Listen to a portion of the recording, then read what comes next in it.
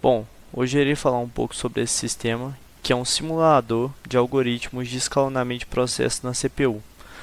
Bom, ele foi feito para fins didáticos e as tecnologias utilizadas foram React com Next.js e a linguagem em TypeScript, bem como um back-end onde os algoritmos são executados.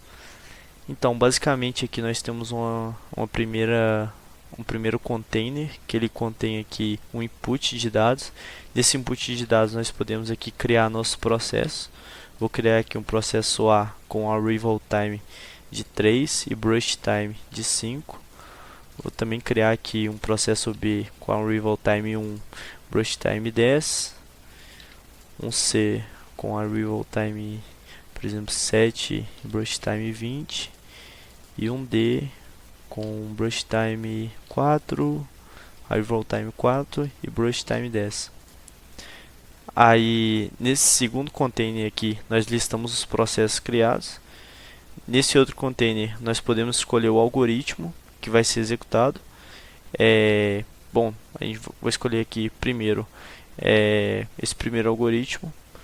Aí, quando nós clicamos aqui nesse botão para resolver, a ideia é gerar um gráfico aqui e uma tabela mostrando os valores de execução. Aqui ele mostra, né, os processos, como ele seria escalonado de acordo com esse algoritmo, bem como algumas métricas, como finish time, turnout time e wait time.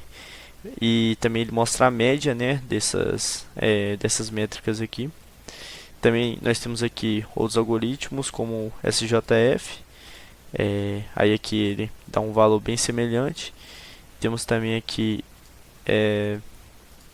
outros tipos de algoritmos que a gente pode rodar. Round Robin, onde aí, quando a gente clica nessa opção, ele dá uma opção de outro input aqui para a gente passar o quantum. Vou colocar um quantum de 3 aqui, por exemplo. Ele mostra aqui o gráfico de escalonamento desse processo.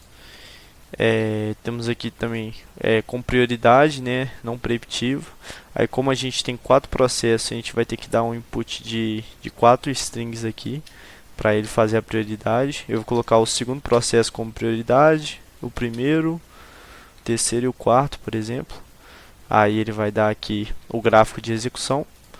Temos também o preditivo, que deu o mesmo resultado. Vou inverter a ordem aqui para tentar mudar esse resultado.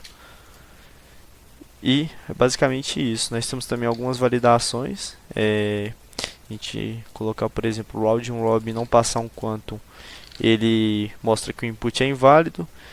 E outros detalhes aqui de tecnologias que esta estilização foi utilizando uma biblioteca de style components. E basicamente isso.